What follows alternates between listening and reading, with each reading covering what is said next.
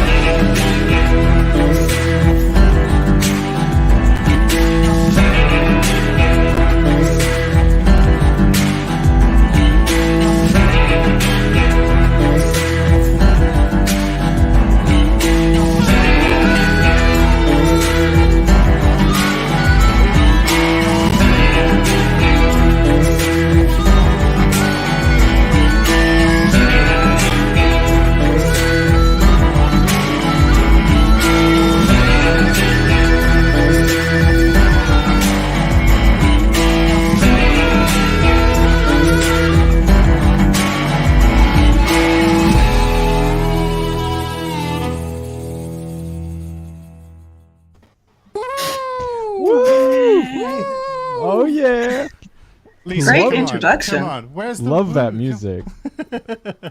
There, that's cool. Muted. I like that. That was good. That was muted. Subtle. I liked it. It was good. Yeah. So new intro. I swear, every time I see it, I see something else wrong with it. But anyway, it's all good. I enjoyed it. I like the. Yeah, it's Friday. You know, we have to. Get music is great too. Yeah. Music's good. It's a bit of an anti-climax when you just end up with me talking to you now. I should imagine it's maybe I build it up too high. But hello everybody, welcome to Inspire Reflection Live.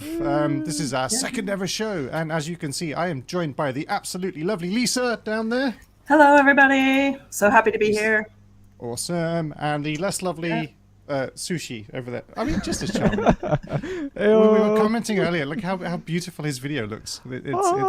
He's really. This is from literally 1 week of streaming in, and he's already starting to get colored lights. That's the first thing he did. It was just the lighting is fantastic. It's important. It's required. It's necessary. So everybody, thank you for joining us. Hello and welcome. It's the second time we've ever done this live stream, so it's still just as shambolic, I should imagine. But we've obviously made some changes almost immediately from the last one. So the first thing to say is, moving forward, we will only be streaming on YouTube for this show. So if you are watching on any other platforms, then please note that we will be streaming on YouTube moving forward. And you can see, wait, there's a button for this. There's a button for the, wait, where is it? Totally had this down. Okay, here we go. Inspire Reflection YouTube channel. There we go. So if you hit that link, you'll always be able to see our latest live streams and stuff, and you'll be able to see the pre-rolls for it and everything, so you can get notified when it's up. But yeah, check out the Inspire Reflection YouTube channel. We'll be on there moving forward. So there's that. So moving forward, definitely on YouTube. Definitely remember that. Other than that, I had some other things to mention. What else did we do? We had a fancy new intro. That was one thing. Oh, and also, so last time we were all about questions in the chat, and we were like, question, and we were like, answer. And it was great, but kind of chaos. So what we thought we might do is maybe take our time to think about some of these questions a little bit more, and maybe not be quite so on the hoof about it. So what we've decided is moving forward, we're going to pre-select a bunch of questions that we know we want to answer for this show. And then we will do our best to answer them with a bit of time and give them a bit of air. Feel free to raise questions in chat about the questions that we're answering and the topic that we're covering, because we're always happy to respond to chat. And at the very end, if there's time, we'll open it up to like a free open Q&A. Like, feel free to ask us anything. We have a absolutely delightfully lovely moderator who you can't see in video space. Gigi, the lovely Gigi, is helping us behind the scenes, behind the curtain, making all the magics work. So thank you to Gigi for doing that. And she'll hopefully be capturing your questions, so I won't miss them, because I will totally miss them, because it turns out I'm really bad at this, but that's fine. So yeah, that's that. So basically we're going to do set series of questions. We'll talk about some news, and then we'll open to Q&A if there's time, depending on how we go. So yeah, change where we're streaming. That's it. So that's all. Also, hello guys. So lovely to see you again. Hi. Sorry. Yeah, it's beautiful. Let's to get see this you again, party Will. started. Yeah. It's a party. Yes, Yeah. exactly. It's Friday. I feel like we need to carry the Friday vibe for everybody. I think that's important. Friday vibes. So how much does It's a holiday weekend too. how much does Here. it weigh?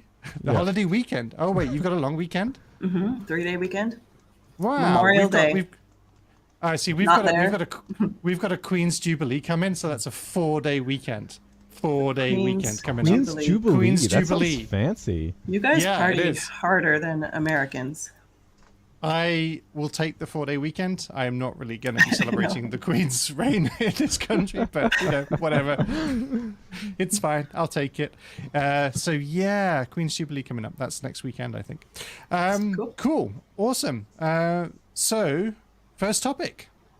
So this is a really interesting one, because I think it's something that's I've been thinking about a little bit, and I've heard come up very occasionally in the SE community. But I don't know if anybody's doing this or anything, or I don't know if there's anybody put any real like hard work into thinking about how this might work. I'm sure there are people. But this is the idea of doing street epistemology with children. And Lisa, this is something I saw you posting about and that you were really interested in. So yeah, maybe you could give us a bit of background on what you were doing. Yeah, I have just been thinking about this for quite a while. I spend time with my 2 nieces, who are 8 and 12, I believe. And I was living with them for a couple of months, about a year ago, as I'm learning about street epistemology and trying to study it.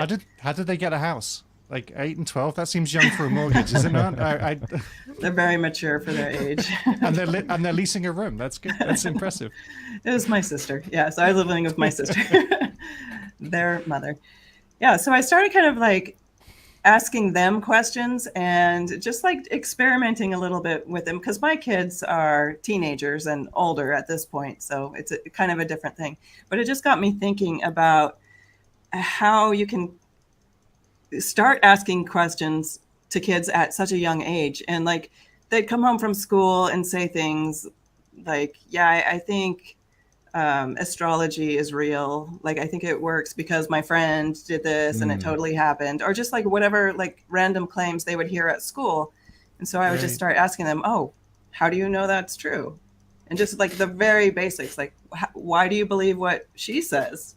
Like, is she an authority figure, or is she like, and just to get them thinking about it. No, she didn't. I'll tell you right now. God damn it. Snap out of this. No. That's awesome. But it just got me thinking.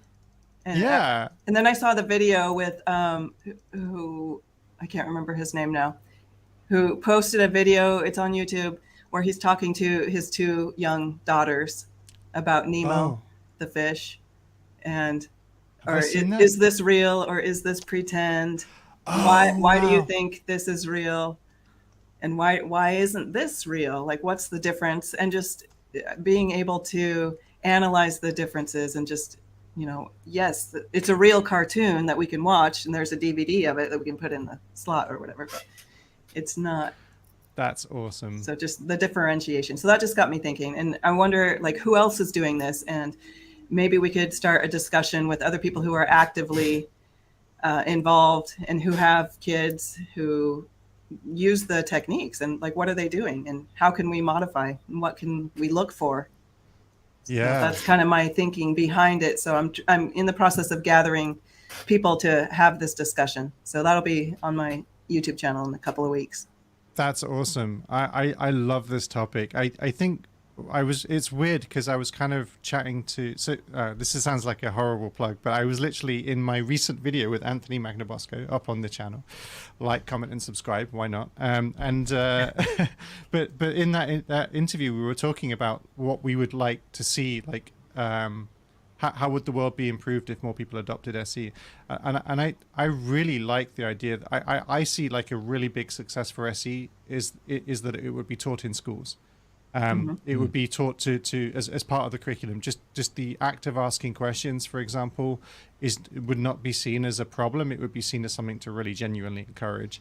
And I think the idea, like, you sometimes hear this around Christmas time when people talk about Santa Claus, and you have this kind of atheist response to the Santa problem, and you have kids coming up, and I've seen so many people have great examples now of saying, like, okay, so if we really think that maybe Santa has gone all around, how fast would he have to be traveling to visit all these countries, and like how many chimneys would that be, and what about, can we think of any other problems that might have, or like, and like work it out, like how fast he'd travel, and he's magic. It doesn't matter. None of that matters. Yeah.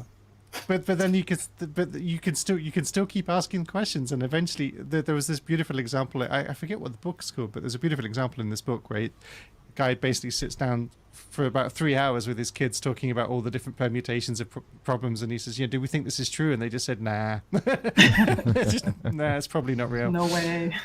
And that's just awesome, I think. Rather than tell children things, getting them to learn how to ask questions is great. Just asking why a lot of times. Why do you think that? Yeah. I don't know. I just heard it somewhere. And how much more useful that you learn to ask why and how do you know that at that age? Because, like, really it seems to be something that we only learn painfully and awkwardly. Eventually we start to be more suspicious of the motives and the authority of those around us. It would be great, I think, I don't have children, so maybe it's just I'm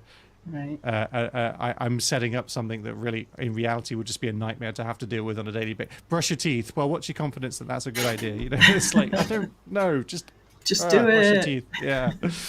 I can imagine some of it goes that way. But the other thing I was thinking about this is that one of the problems with SE is SE feels like it's a complicated thing.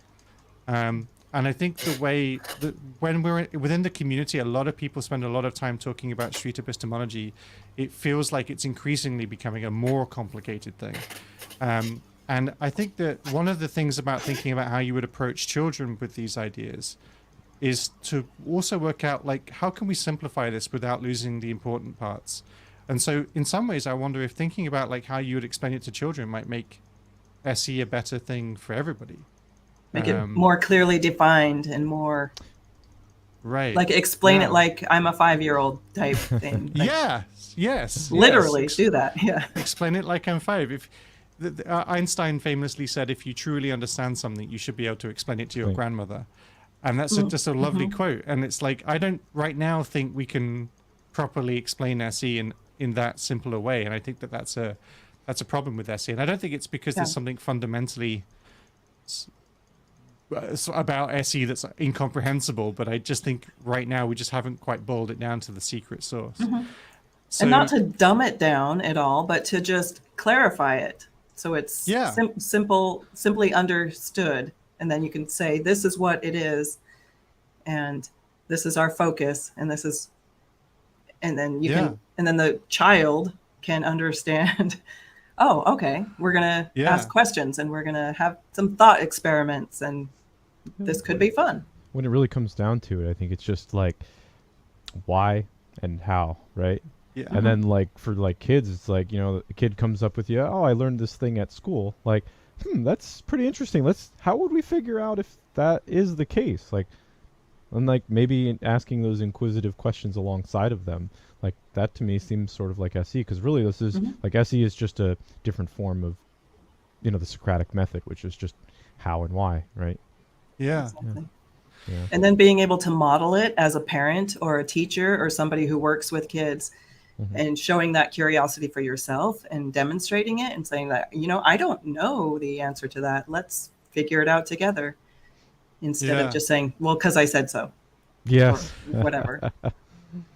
The Santa game is a great way to teach kids that even your parents can lie to you. Yes. Ooh. Yeah, that's very true. I've heard this thing before about Santa as a useful tool to learn something about the world, that you might need to learn, but there's no other easy way to introduce the topic. Maybe the Tooth Fairy wasn't really a thing. Maybe sorry, all the other examples I can think of are genuinely quite dark, but yeah, like, but yeah, I think it's maybe a useful lesson to learn that authority figures might be wrong. Like that's a really important lesson to learn, and not to just assume that they're correct. So one of the things this is my definition of SE that I use.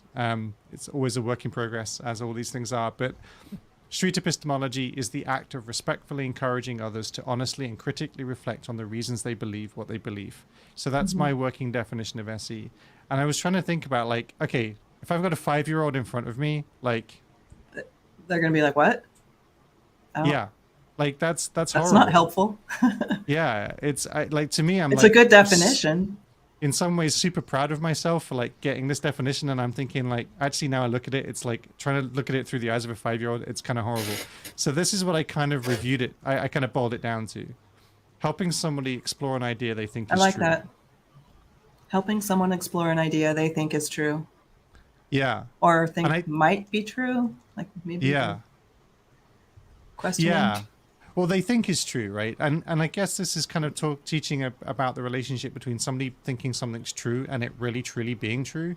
Like if you're helping somebody explore that, then I think already we're introducing this idea that maybe the idea isn't true. And I tried to thought about the term, like, and then I thought, well, okay, if you're going to explain this to kids, you're going to say, okay, what is this thing that we're trying to define? And I think if you try and say, oh, this is street epistemology, again, not going to work, right? So then I thought, well, maybe we could just call it helping questions, something like that. And then if that was the case, then we could say, well, look, we use helping questions to help somebody explore an idea that they think is true. And I just think that's like really. I like using the word explore in there. I think that's right, because kids love exploring stuff. So that's a really good thing to have in there. How about Exploring happy question questions. time? Exploring question time. No, happy question time. It's happy question time, kids. That's going to be the cute cartoon SE spin-off show. That's going to be. Sushi's going to be actual sushi with great big eyes, like anime eyes. Ooh, I like that. Yeah. Happy question time with sushi. Hey kids, Happy it's time. time. But like in some ways, like this is the kind of normalization that I think some of these ideas should have. Like I really wish, like it would be great if kids could sort of have access to this kind of content. I think. I am, of course, assuming that they don't. I don't watch a lot of children's content, but I'm assuming that's not the case. So then the last part I was thinking about this is like, how do you explain what helping questions are? Like, how does it work? Like, how do you do it? And I said, I think just kind of like what Sushi was saying, I think there are 3 parts to it. Like, this is like the 3 things we would want the kids to learn to ask. Like, what is it that they think is true? Why do they think it's true? And how do they know this reason is a good reason? That's SE, I think, right? Like, I don't think there's much, bit of punctuation maybe, but other than that, I think there's not much missing from that would really, that would really help a child understand what to do in this moment. That's a good summation, a good bullet point. Simple, easy to understand. It's not using like fancy language. It's just all the words are 5-year-old level. I could understand that. Mm-hmm. And can Sushi confirm. understands it, Yeah, which is can even confirm, more. yeah. I mean, that was a level I wasn't even trying to. I was only going for 5-year-olds, but That's the So- sushi test. If a piece of fish can understand, anybody can, right? so I think if we can boil it down in this way, though, the question might be, why do we need to say this if we can really wrap it up in the other thing? If we can say, Valid question. yeah, because I definitely feel like adults don't even respond necessarily well to this, and this is like this scene. One of the problems I think might be is in some ways with the regards to the definition of SE, it's like, who are we defining it for? And I slightly fear that too often the SE community is trying to find language and definitions that works for the community and not for those outside of the community. As in, there's a lot of healthy debate about whether it's believe what you believe is implying sort of faith-based positions are important in some way, for example, or some people might say respectfully encourage. Maybe people might want to talk about evidence and confidences, for example, and relative levels, and it just gets increasingly more complicated as people are putting more things into it. And one of the things that I didn't Anthony say the whole first section of the SE course is what is street epistemology? And it's like 50 pages long. In module 1 currently in its current incarnation. I know they're 54. working on it. They're working on it pretty hard. So I don't know whether that will be the final size, but at the moment there's the module 1, which is entitled "What is SE?" is something like 50 pages. That's quite complicated as a concept, and I think it's. So somebody's saying, "Well, what is street epistemology? I've heard the term. I don't know what it is. I'm going to click on that module." And oh no, I'm out. Bye. So I think if we could boil the essence of it down into something as simple as saying helping somebody explore an idea that they think is true. I don't know whether or not. I don't know why. Do you guys feel that there's anything in that sentence that's missing that's important to the essence of what SE is? Helping someone explore an idea they think is true. I think it accurately reflects. Literally all that is. Yeah. And then you can get in how you're helping someone. What methodology are you using to get them to explore, to help them think it through? What were you going to say, Sushi? I interrupted you. I was going to say the only thing is like the truth bit. I think it's important that they think is true is good, because like street epistemology isn't really focused on whether or not it's true. Just like if the methods they're using to get that to that thing is true. It's how they're thinking about it. Yeah. Yeah. Mm-hmm.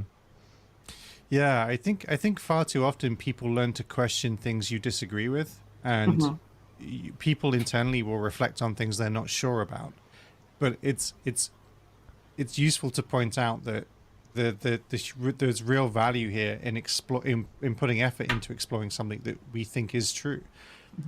It doesn't have to be because we know it's wrong or that we even disagree with it. It also doesn't have to be that that the person themselves thinks there's anything wrong with it. But it's still useful to check that, to run that sort of through the cognitive processes a little. I think it's here's my issue with doing street epistemology with kids. I was talking to a parent about this, and she's saying, like, I don't want my kids to question too much because I love playing the Santa and the Tooth Fairy and the Easter Bunny game. It's fun. I want to keep that magic alive. And if they start questioning everything, so like I hear that idea. I want to ruin it for them. But the thing is like, as an adult, I have fun hiding and looking for the Easter eggs, right? And I know that the Easter Bunny isn't real, right? So it's like, why can't we just like role playing? Like, that's what it is. It's role playing. Why do we have to tell them that it is true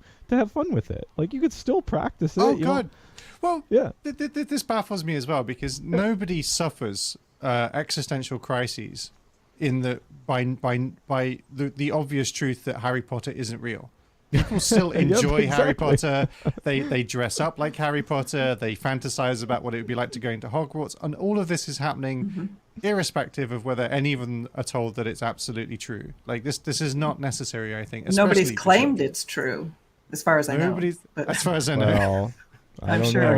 know. I'm sure there are communities that. I like this suggestion. This is awesome. Question questing. I like that. That's cool. Ooh, It's nice. that's fun. Nice terminology. Yeah, I love Question that. Questing.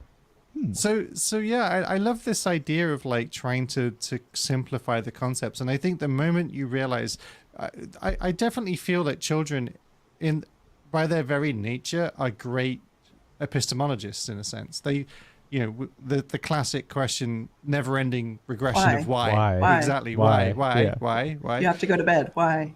I'm Why? not tired. Why? I don't want to. Why? Mummy, do you have a peer-reviewed paper demonstrating the efficacy of this time of thing? The moment you present me with that, I will happily concede and go to my bedroom. But until then, I think you're just creating a straw You need to man. be logically convinced that 8 o'clock is a good bedtime. This it makes me think we're maybe just creating the next generation of monsters. But in any case, but yeah, I do genuinely feel like children are really naturally super inquisitive about the world, and that they have really low cost of shame in the sense that they don't. Children are always testing. Have you tried putting them to bed? Lisa, yes. Yeah, exactly this. I mean, I have 4 kids. I don't know if everybody knows this, but they're older now. But I should imagine it gets harder to put them to bed as they get to adulthood. You stop trying after a while. Yeah. It's like, I'm going to bed. You're going to be tired tomorrow if you're up late. So good luck with life. But they experiment, and they're not afraid of asking questions. But they learn that. They learn to be fearful of asking questions. They learn the repercussions of asking and not just learning. And at some point, it seems, and I'm sorry, I'm a bit ranty about this stuff, but at some point, it often seems that education becomes not about learning so much as about remembering, and it's about rote memory tricks, and it's about just accepting what you're being told and just not questioning it, but you have got to take it on board, and that's all that's important. Because usually the excuse is, of course, there's a test coming up, and it doesn't matter that you understand it. It matters that you're going to give the right answers on the test, and that's a real shame, I think. So I think the idea that we build in questions more importantly at the very early age. I mean, I guess I don't have a view on this, but how early do you think you could start a child, do you think, Lisa, down this road of learning how to ask better questions? As soon as they start asking questions, and as soon as they show an interest. Toddler, tiny. Yeah. I think because it's literally how we operate with the world. I mean, that's why kids put things in their mouth. They're already questioning. I think it's us as adults that really need to go to the training of like not restricting the questioning and encouraging it. Like, do you really want to eat that thing? Like, rather than just saying don't eat that thing. Like, is that food? How can we figure out if it's food or not? With that, no, not that way. Not that way. That's right. Yeah. I think there's there's definitely a component of this that's like, if we can get children to ask questions early enough, I think one of the things we might do is reduce the social cost of asking questions, because I feel at some point when people grow up, they learn that there's a social cost to ignorance. And that means that there's a cost to asking questions and a cost to saying you don't know.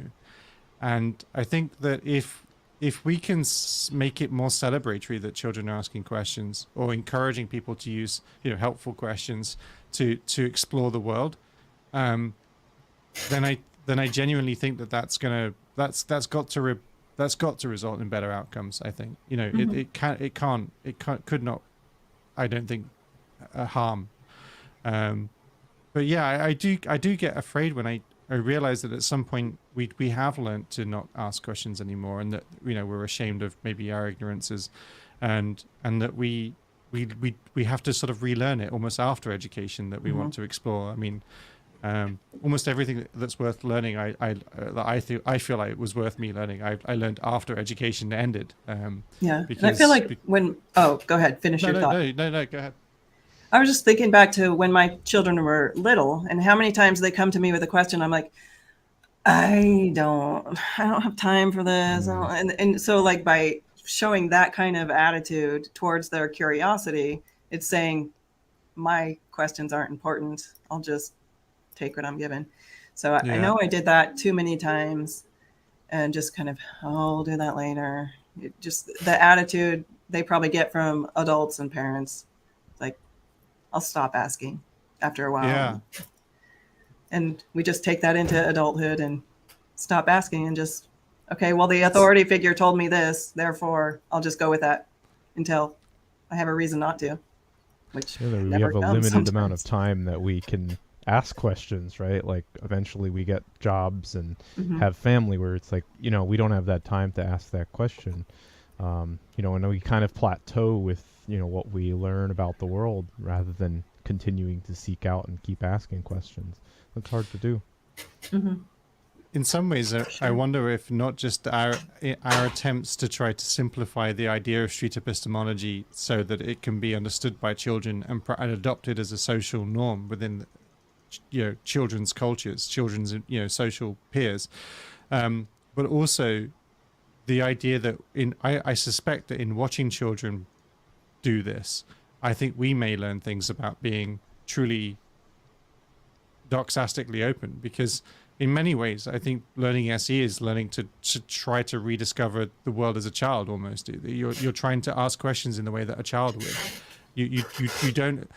Very few children assume that they know the answer to a lot of the questions that they're asking when they're unless they're being deliberately precocious, which of course everybody's capable of. Which happens. Which certainly happens. But if they're genuinely asking, like it's not, it's usually it's as open as anybody can get, I think, about these things. And I think mirroring that would be also a sort of useful lesson for SE to learn. Yeah. Was this the SE podcast while in the womb instead of Beethoven? That's awesome. Babies That's will love it. Yes. Yes. Put them right to sleep. How do you know you're in the womb? What's your level of confidence on that? What is a womb? That's awesome. If a fish is in the water. Maybe SE exposure should start with the moment of conception. I think Maybe if you started during at conception, I think learning to ask meaningful and probing questions before conception is probably a useful trait to have. That's awesome. I love it. Cool. So any other thoughts on doing SE with children? So you're planning on putting a video together coming up, Lisa, is that right? Is it? Yeah, I have a meeting scheduled for June. So it's in a couple of weeks. Working on getting a panel together. I have a couple people committed already. Awesome. People who have used That's it great. with kids. And so we'll just explore the ideas. So if anybody wants to join that, how can they get involved? Yeah, so email me is probably the best way at theroadtoreflection@gmail.com. That's where I'm organizing things. It'll be Awesome. June 12th, 2022 this year. That's So in a couple of amazing. weeks. Just to be clear. Numbers are hard. It's fine. It's all good. Sushi, did you have any final thoughts on this? No, I think No? it's That's okay. interesting. Yeah, I mean, I'd love to see more inquisitive people all around the world. Yeah. Yeah, me too. And I think it's a great topic. One thing I did want to reflect on just for a moment is like I've often lamented the fact that male relationships with children are always strange. And I genuinely would love to do SE with kids, and I think that would be something that would be super fun. Like I would definitely be excited to do that. But there's a weird dynamic. When I was at school, it was weirdly the first job I ever thought I wanted to do was become a primary school teacher. I really that's what I thought would be the most fun to do. And I was actually dissuaded really heavily at the time because there was a real stigma that men basically wanting to be primary school teachers was just somehow seen as dodgy and suspicious and all sorts of things. I of course had no idea about any of this because I was I was a kid myself basically. But they literally talked me out of it. They literally said, that's maybe there are other things you might want to do, sort of thing. And later, of course, the education industry has sort of had a bit of a panic because all of the primary school teachers are female, and actually there are no proper male role models, and that there's a real disharmony between the male-female dynamic as a result of this is probably, not certainly isn't helping. Right. I had a really strange experience once where I was, and this is only very loosely tangentially related, but it is an odd experience. I was walking to the train station on my way to work, and I had my headphones in, and I'm 6'4". I wore a leather jacket. I was walking to work, happily listening to my tunes on my way to work, and I saw this young girl, maybe about. I mean, I'm really bad at guessing ages at the best of time, but I'm going to say about maybe 8 to 12, somewhere around there. That's probably a massive margin of error, but anyway, that's about somewhere in that group. She was very, very young, and she was crying, and she was walking across the road, and I looked around desperately, and there was no other human in sight, and this small child crying sobs Aww. across the street. So I sort of pulled my headphone out and said, "You okay?" And she was upset, and she said that she said that she thought somebody was following her, which was a bit alarming. Oh. And she said that she'd also had an argument with her mum, which immediately made me even more nervous, because I was really desperately hoping said mother would be coming around the corner moments later. And she said that she was scared, and she didn't really want to go to school on her own because she said somebody had been following her, and she was just upset. And I was like, well, what do I do now? Because I'm just standing here with this child I don't know, like the 8-year-old child, and she's crying. She's genuinely upset. So she's saying somebody's following her. And so I said, do you want me to walk to school with you? Like, do you know where your school is? She said, yeah. And I knew where it was. It was just down the road. And I said, do you want me to walk with you? And she said, yeah. And I said, okay. So we turned around and we started walking to school together. And this whole time, sweet. In the back of my mind, I'm thinking, you know, this is going to be in the newspapers the next day. You know, registered, pervert decides to walk to school with child. And this is exactly the sort of thing that's really bad. You know, I was really genuinely concerned about what that dynamic was. I was concerned The that we were going to optics walk. could be misinterpreted. I was going to walk into somebody who knew the kid, who was going to say, "Who the hell are you? Why are you with Who's this that kid?" guy? Yeah. I'm like, I don't know. I just met this kid on the street. That's not going to go down well. And so I'm like, Just taking her to school. But what's the other alternative? The other alternative is that I go, well, sorry, kid, and I just carry on walking. That can't be the good outcome, right? So No. it was so weird that I felt myself in this weird, there are no good outcomes scenario here. So we walked, we talked. So I talked to the kid, because the kids are awesome in general, and I also wanted to talk about anything other than what I was thinking about. And so we were talking. She was telling me she was in computer class and she played Minecraft, and she said that she played on Xbox. And I said, "Aren't you a bit young for Xbox?" She said, "Yeah." And we were talking, and we got her to the school, and she could see the school, and she turned around, she goes, "Okay, I can go from here. Thank you very much." And I was like, "Oh, you're okay, don't worry." And off she went. So I got to the train, I got to London, I got to my office. As soon as I sat down, I picked up the phone, I called the school and said, "Okay, this is my name, this is my address, this is my telephone number. If anybody wants to talk to me about who was walking with that kid, that was me. This is what happened." And yeah, just basically give them everything I possibly could. Like, I just really wanted to make sure everything was okay. Yeah, It's keep it such above board. Yeah.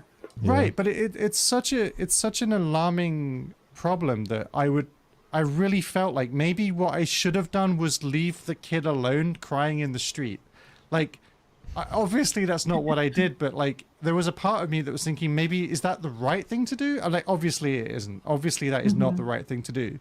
But it's such an alarming thing that the sort of men and children narrative is just overwhelmingly colored by this kind of predatory narrative, which I think is just so damaging. Just have to be aware of that all the time, probably.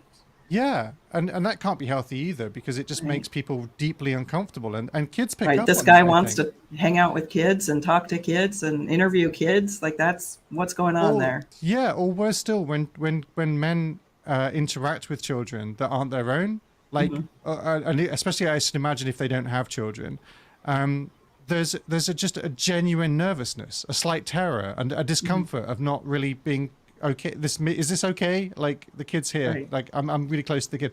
That can't be okay. So The perception. yeah, it's weird. I don't know if it's as bad in America as it is in England, but I definitely felt like the presence of it in the UK. Do you feel like that optic would be still a problem in the States, or? I think it probably would be. Oh yeah, For certainly. sure. Certainly Yeah. is a problem. Definitely a consideration. I would say it's like the man equivalent of the girl walking in the park, because like going for a run as a woman or a walk alone is like the same sort of feeling as like, well, am I going to get struck by a predator, right? And it's like, yeah, the male equivalent or the man equivalent being like, okay, I'm going to interact with a kid while I'm by myself, and Right. I might be classified as a predator. Yeah. Right. Yeah. Just Yeah. completely innocent, completely Yep. just good intentions only. But that guy Yeah. over there is watching me have this interaction. Mhm. Who knows what he's interpreting? And it's such a shame that we see the world through that kind of lens. Like it's negative effects have a disproportionate, negative things have a disproportionate influence on our psychology, I think. And we are much more willing to, because and this is a psychological principle that is well observed, that human beings are hugely risk averse. We're heavily biased into risk management, risk negation, that we would actually. There was a brilliant video on Veritasium where he explores this with an experiment where he I forget what the mechanic was, but he presents a really simple bet where they were basically betting $1 and he was betting on the same side of the equation with $20, right? And it was just like a coin flip or something, right? And he said, we can do it as many times as you like, but you'll win 20 for every $1, and people were like still not wanting to do it. It's like how because they were worried about losing their $1. Like they weren't thinking about their winning the $20 that was on the other side of the equation. And even though the odds were 50-50, I may have butchered that slightly, but yeah, do go look at the also, hey Reed, how you doing? Yeah, do go and look at that Veritasium video, because it's a really good example of way it demonstrates how risk averse we are. Yeah. And sorry, go ahead. Oh, I was just thinking it's a little bit of a change of subject, but the idea of consent with children is another topic that needs that we're going to get into in the meeting that we're doing in a couple of weeks. How do you explore that, do you think? Because, well, kids are not capable of giving consent for their own. So it has to be through the parent, or, I mean, you can use it with your own children. Yeah. Just needs to I have some difficulty exploration with that, because like I feel like children are a part of society and not owned by their parents. And like I think as society, like we should be able to have governance over what the parents are doing, and they shouldn't necessarily have ultimate control over their children. Because ultimately they're going to grow up to become a part of society. Yeah. It's interesting. It's certainly very Tell that to a complicated. religious parent. Right. Yeah. Yeah. I mean, most parents. Yeah. Yeah. It's my job to raise this child to believe these things, or there will be eternal consequences. So I take that seriously. Yeah. Did you see Reed's video where the young lad sat down with him at the table? I thought that was fantastic. That was great. And I thought that was that definitely needs to be a great example, I think. Not that long ago, Reed was doing SE with a book. That's checking with the parents. Yeah, he did a great job. Reed was doing like a fantastic job checking with, but again, there was a weird thing, because I kind of made a joke because he said he was checking in with the parents or the guardians. But I just said, you're just assuming that that's who those people are, right? You don't know who these people are. I mean, didn't check for ID. I mean, exactly. How far down the road of checking could you go? But I think he did a great job checking in with them. He clearly kept checking in, not just because, is it okay that he does this, but also, is it okay if we carry on? Because, and there was this beautiful moment where Reed just basically said, you could just see it, just like, okay, fine, whatever. Okay, let's do it. So, he was genuinely going through the process of SE, and I think the kid did really well. You could see that thought was taking over, but it was also quite hard. I think some of the thought experiments, for example, confused him. And I think that's one thing that might be thought about when we're doing SE with children, is like trying to create much more simplistic thought experiments. Because I don't know, but I feel completely unjustified, but I feel like children are less comfortable with abstract ideas. Right. And much of SE, when we're trying to explore why something might be the way it is, we try to create these thought experiments which extrapolate the key elements of it, right? And sort of walk it through in stages. I And think sort for of feel kids, like- it's all about authority. This person who's older, smarter, and taller and has more power said this is true. Who am I to question it? Yeah. And I've made this slight joke. Well, it's not really a joke, really, but like the idea that, you know, there are children, and there are two types of children, I guess, that ones that grow up questioning things and the ones that grow up not questioning things. And the ones that grow up questioning things too much end up, the parent will tell them don't stick the fork in the electrical socket, right? And the inquisitive experimental children get electrocuted, right? And they don't tend to survive very long. And this is slightly a riff on Richard Dawkins' idea, which is one of his evolutionary arguments for the existence of religion in the world, was that the parents who told the children not to eat the red berries, there are two types of children: the children that ate the red berries and died of red berry poisoning, and the types of children who just believed the word of the parent without question. And they would be better off, they were much more likely to survive. So we are very likely to be descended from children who have evolved to be less quizzical, questioning of authority.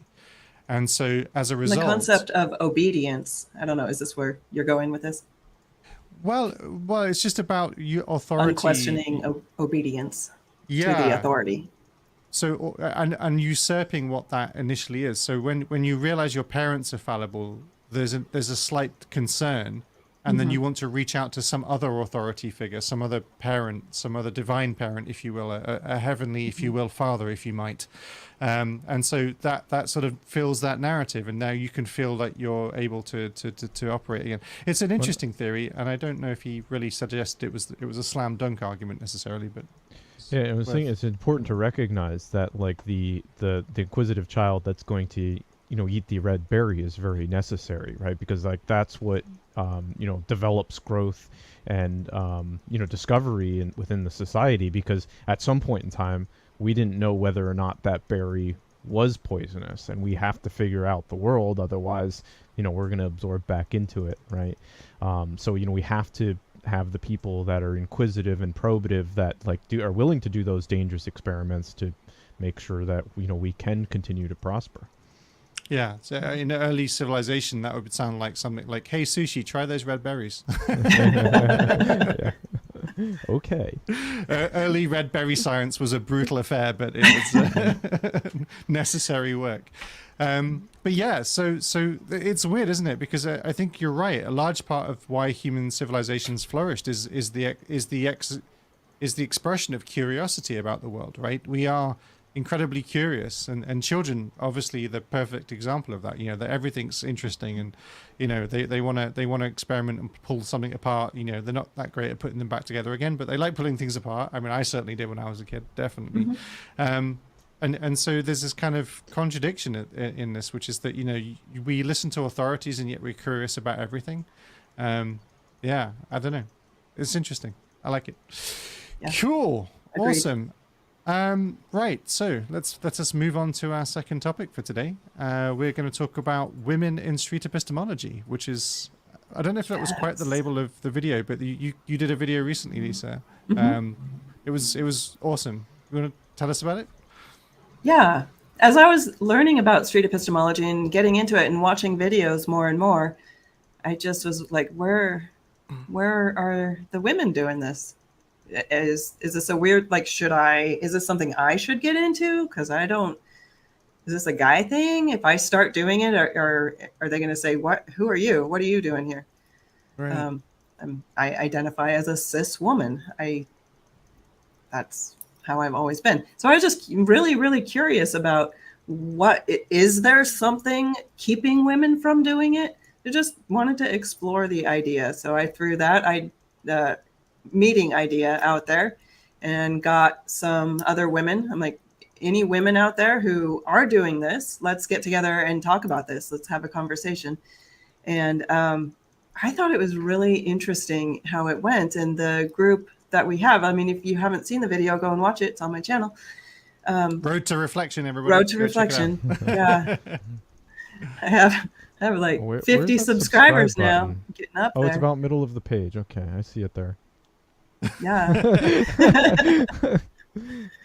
So just having the discussion and throwing the topic out there. And I think and like was mentioned in the video, I can't remember who said it, but representation does matter. So getting my voice out there and getting these other women's voices out there, and just realizing that there is space for everyone. There is enough room for everyone's voice to be out there. And it doesn't have to be just dudes. Like, anybody who wants to do this can get out and should get out there and make your voice heard. And you don't have to be perfect at it. You just want to start. Yeah. Start. That is the best advice. And it seems so, just give it a try. It seems so obvious though, but at the same time, it's exactly the right advice, I think, because many people, I think, see the stuff and like read maybe a bit about it, and they're like, oh, that's something other people are doing. Yes, like, and that's what I did for like a year and a half. I'm like, oh, right. I'm glad other people are doing that. I really appreciate that, and I enjoy learning about it. And like, I'll try it here and there with my nieces and my older kids, my teenagers, and like I'll throw stuff out to coworkers, just little questions here and there. I'm like, but I need to get better at this. But that's starting. That's a great place to start, though, I think. That is the place to start with the people you know, the people you see every day. Oh yeah. Hey, look at it. Reflection. Awesome. Now you got to reflect on dark mode. What does that mean? You got to reflect on dark mode. Oh, so YouTube has a dark mode that you can use to make it less bright, I think. Okay. There's a claim. I think everything should have a dark mode. Is it like where the background is black? Yeah. Yes. Oh. That's it. I refuse to explore that claim on the basis that I don't want to know if that's not true. Rather not know. I'd rather not know. Remain in ignorance. It's a preference, right? So definitely. Chocolate or vanilla. So yeah, I think that we I think that basically the confidence to get started is definitely one thing, but knowing that there's no barrier to entry. Like, it's easy to assume that there might be a barrier to entry. A common one that I've heard is people feel that you need to have an understanding of philosophy in order to do something called street epistemology. That's how I felt. Yes. Oh my God. I totally wouldn't blame anybody for thinking this. It totally sounds like you need to. I think the easiest way to explain how to do SE is like pretend like you don't know anything, and then get them to explain it to you, and like see if you would believe it then, right? And then if like there's something you don't understand, like ask questions to get clarification. And like the end result of like SE should be like you should be convinced, right? Yeah. So if something doesn't make sense to you, like pose it in a question that like get them to reflect on it, you know? Yeah. Yeah, I've been wondering about that. Like, should it be like, I don't necessarily want to change my mind. I want to focus on the interlocutor. I want to hear what they have to say. Mm-hmm. And I don't know, like I'll withhold, well, this is what I've been trying to do. I'll withhold my judgment till later and not even be really thinking about what my opinion is on the topic at all. Just try to remain neutral as much as possible. Yeah, I think that's what I would like to try to do more. I think remaining neutral is super important. Yeah, it is really hard to do, especially if you're passionate about a subject. But there's a difference between you having a different understanding from somebody based on the conclusion and you understanding why they understand it the way they do. Right. And I think like if you can genuinely exercise your curiosity in not thinking the objective is to talk to somebody and change their view about what they think or point out where they're wrong, but instead that the exercise is about you actually in the first instance trying to understand why they think this is the answer, openly and curiously just try to understand how they got to it, and then start to ask them polite questions about the why that's the reason, or why they believe it to be true once you understand the what, and then ask them how that they know those are good reasons. How have they identified good reasons? And I think the moment you've gotten to a how question, it's remarkable. Why, how? Yep. What, why, how? Yeah, exactly. Yep. And I think once you've gotten to that how question, you are really helping them think about it. And it doesn't matter at that point whether they change their mind in that moment, whether they change their mind 6 months later because they've been, just chewing away at it, thinking about it, or whether they become more confident. Yeah, or ever, exactly. But I think you've done SE the moment you've gotten them to do that reflection, providing you've gotten there, I would argue, honestly. And I think it's important that, like, when you're having any discussion, really, if something's not quite making sense, don't just nod your head and say okay. Even if there's like a whole collection of people, like there might be other people that also don't understand something didn't make sense. Be the person, just ask, like, wait a second, that didn't make sense to me. Could you please explain it to me again? Like, I don't think I understood, because like you might not be the only one, and maybe they don't actually know either, right? They just are used to people agreeing with them. Yeah, I like to say, talk to me more about that. Tell me, can you expand on that a little bit? Yeah. I think this is another great reason why getting kids to understand that asking questions is a good thing, because like exactly that. So many people. I've been in meeting rooms in companies, sat with 20 people around a huge board table, and everybody being quietly nodding along at what's being said. And I've just gotten up and said, "I'm so sorry. I'm kind of new here. What is that thing?" And then the guy who was giving a presentation on the thing sort of says, "Oh, actually, I'm not really sure." And then they ask somebody else and says, "Oh, I think it's this." And then there's a lively debate about, what the thing is. And it turns out maybe nobody really knows. That has happened more times than I can count. This happens. It happens a lot in business for sure, but also I strongly suspect in classrooms and in life. And yeah, if you can be the person that's willing to ask the question. Just ask it. Yeah. Just ask it. Yeah, definitely. 100%. But yeah, so moving back to a little bit about women in SE specifically, do you feel, Lisa, like, I don't know if you feel like you have any conclusions necessarily, but is there anything that you feel like the SE community could do to make it easier for women to engage, or are there barriers? Well, that's a good question. Yeah, I've never felt like excluded or like I wasn't welcome. Like, I've only been encouraged and got a lot of positive feedback and a lot of support and saying, go do this. Yes, here's some suggestions, here's some feedback. But I've never had an issue. Like, I thought, is it because I'm a woman that they don't want me to participate in that? And I'll volunteer for stuff. And I've never said, no. I mean, I've never heard anybody say, we don't need your kind here.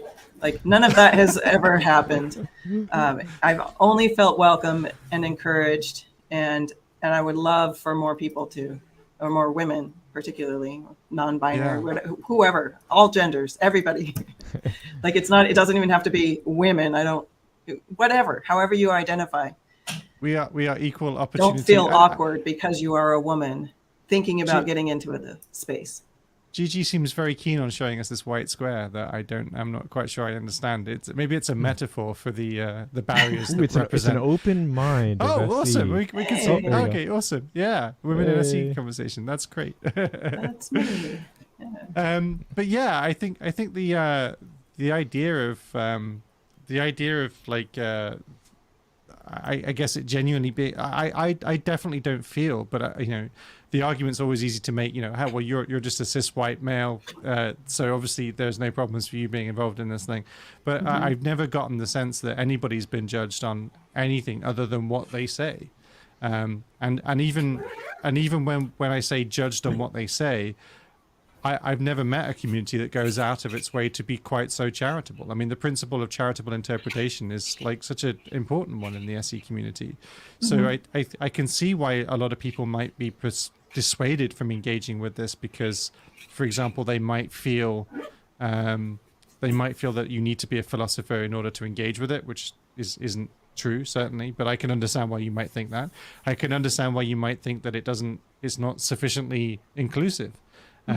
Because there is a certain optic to it, and there's this group of vocabulary and stuff that you have to learn what it is. Because I started watching videos and like I don't even know what epistemology is, and then people are throwing out interlocutor. I'm like, oh, what is that? I never. And aporia, and like I don't know. What are you guys even talking about right now? Yeah. So there's this level. What is it? Learning curve a little bit. So I felt pretty intimidated as a That's a newbie real shame. to get in. But I'm just like, nah. It's totally unnecessary as well, because it's sort of a weird contradiction in SE. I feel like in some ways, like the street component of street epistemology is supposed to be representative of this idea of non-academic epistemology. All right, so it's supposed to be people can do it. It's casual. It's not like formal trained or anything. It's just a kind of it's a way of approaching conversations that anybody can pick up and use.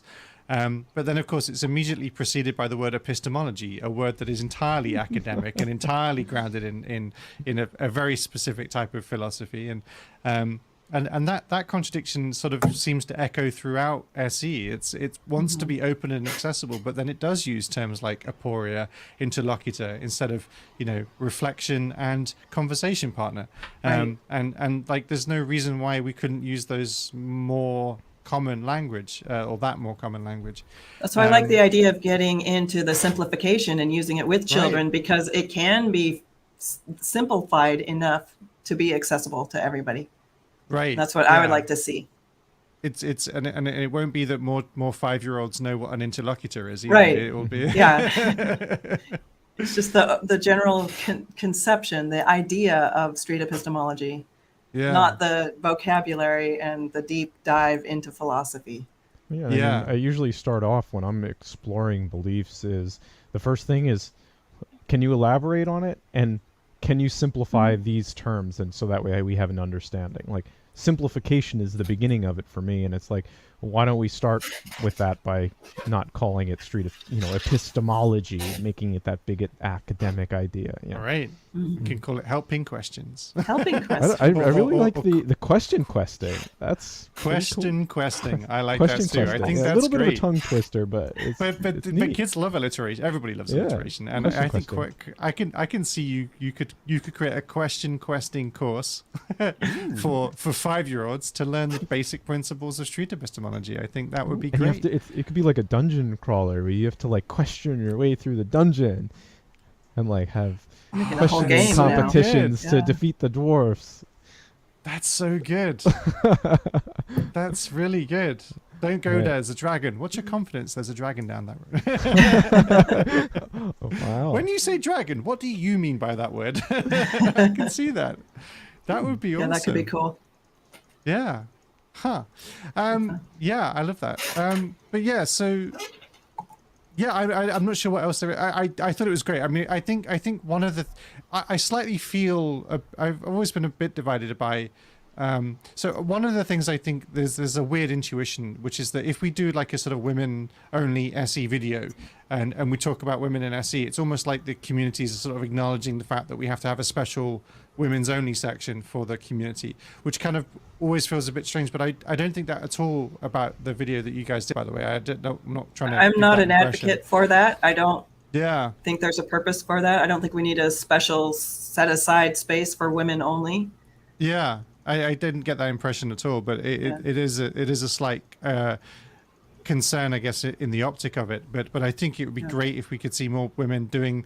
The problem is as well that there's not just a biasing, for example, for disagreeable men who are forthright in their opinions, talking endlessly on the internet, which is definitely seemingly a more male interest than female interest. But also the optic, as in what we see of SE, is often going to be not just the ones confident enough to do that, but also the ones confident enough to strap a GoPro to their forehead and chest. Get out there.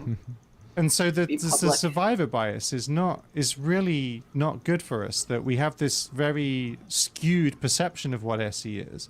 And so like having spaces where more people can interact with SE and then maybe create more documents, like filming basically, more interactions between different types of people would be great for the community, I think. So like it just needs to be more examples of a broader demographics and yeah. Do you guys think, can I ask a question? Do you guys think there are more women conversation partners than men, or is it about 50-50?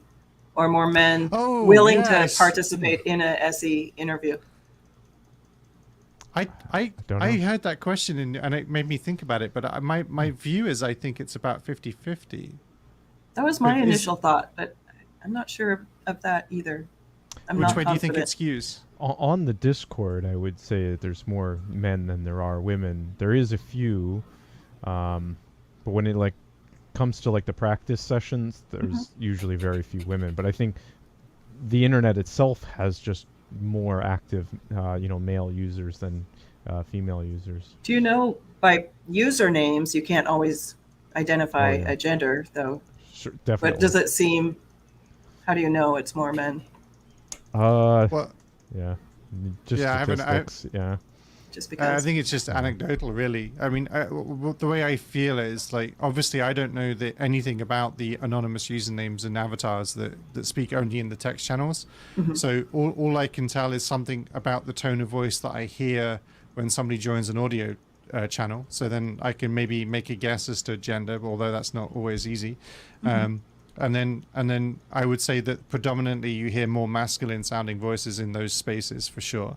Right. And then then there are another set of filters, which are those comfortable enough to put a camera on and reveal who they are. Then we sort of learn a little bit about the racial demographic, for example, and their gender demographic, or certainly the appearance thereof. So that's you've already gone through so many filters. Firstly, somebody being brave enough to join the Discord server, brave enough even further to then join the audio chat, brave enough even further than that to put their cameras on. And then of course you've got a sense of who's there, and there are all sorts of reasons why maybe there might be disproportionate differences between men and women's responses to those things, and it doesn't necessarily mean that it's about SE, but it could just be about what results in the optics of SE. But yeah, honestly, I definitely think that more different. Oh my gracious, different people interacting at this SE is only going to make it more awesome. I definitely had more conversations with women on the street. That's interesting. So is that the suggestion that maybe there are more women interlocutors Who are willing to talk and participate in a interview than men? Yeah, if that's true, then isn't that strange? Because isn't that weird? Maybe that's something to do with how charming Reed and Anthony are, for example. I mean, I don't know. I'm You're not a sure. hot guy. Yeah, women are flocking to you. I do it's SE with my shirt off from now on. Yeah, there you go. Topless SE with sushi on Tuesdays live on Topless SE. Hot Tub SE is the direction it has to go in. If we're going to continue to do this streaming, Hot Tub SE is the only way Hot forward. tub. Yeah. That sounds like a good idea. Does anybody have a hot I'm not opposed to that. No. Sadly, I think my wife would be a fan, and not because she thinks it would be good for SE. Yeah. So moving swiftly on from that, yeah, that's awesome. I think it's a great topic. And honestly, if Lisa, if you discover anything more about the space, like, because I think it's like, I like that it's a conversation. I think it's an important conversation, right? So, I think we're just, I think the more we discover about it, the more we should share. So if you as you do your kind of increasing sort of activities and you sort of let me know, because like I'd love to hear more about it. I do wonder why there would be more women interlocutors, for example. I mean, you have to have a certain amount of confidence to go up to a guy with a GoPro strapped to his chest and say, what's this ambiguous question? What do I believe? That takes something, right? So I don't think it's a bravery thing necessarily, but maybe, I don't know, maybe there's a context there It's or like a something. communication thing, like women Yeah. Maybe we have to get like one more of words those per like day. test your strength like things, like the hammers you hit the anvil thing, Some kind of and then maybe that'll change the demographics. Physical activity to get involved in. Slam the hammer and see how confident you are. that's becoming more masculine. I like this. So you can only express your confidence through smashing something. There you go. Yeah. Okay, now we know how to make it Yes. worse. Now we just need to think about how to make it better. That's awesome. Fantastic. Awesome. Okay. So next topic, how to create a meetup. So creating a meetup. So It seems to be increasing. I don't know. I have a vague perception that I think what it is that there are meetups, but I think they've started to gather together a little bit more, which is great. So one thing that you've also done, Lisa, is you created a Meetup group, right, in Salt Lake City? I feel like this is the Lisa show today. Yes, I have. I'm all right with that. I hope you're okay with that. That was the plan, didn't you know? Lisa, I'd like. I hope it sounds like a compliment, but do realize my alternative is sushi. So I've got very few choices here. So. Cool. I was not going to ask your confidence. The Meetup group. The Meetup group, yes, indeed. So you started a meetup in Salt Lake City. Started it in December last year when Anthony Magnabosco was on Mormon Stories podcast in November. So that was released, and I knew he was coming out to Salt Lake City to do the interview on Mormon Stories. So I'm like, okay, well, who's going to start a meetup group? Because people are going to be interested and they're not going to have anywhere to go. So I'm looking around, checking Meetup, checking Facebook, like somebody's going to do this. And then it's getting closer to the interview. Somebody is going to step up any minute now. I'm like, damn it, it's me. Okay. So I'm like, I guess if nobody else is doing it, I've got to do this. So I just put it up on, I think I talked to Reed, and Reed set up the Meetup group and put me as a co-organizer. And I'm like, well, this took zero effort. Now I just have to plan some meetings. And so I just started putting stuff on the calendar, reserved some coffee shops, and we met at a University of Utah a couple times. And now we meet at the library meeting rooms, which are free and open now that COVID's a little less. That wasn't an option at first, but yeah, so we've been meeting in library meeting rooms and done a couple meetings at the park to talk to people in real life, which has been fun too. So yeah, that's awesome. I think your journey there is like exactly the right one, and again, it sort of echoes the just start, sentiment from SE. Is if you would like there to be a meetup group and there isn't one in your area, like start one. It's like remarkably.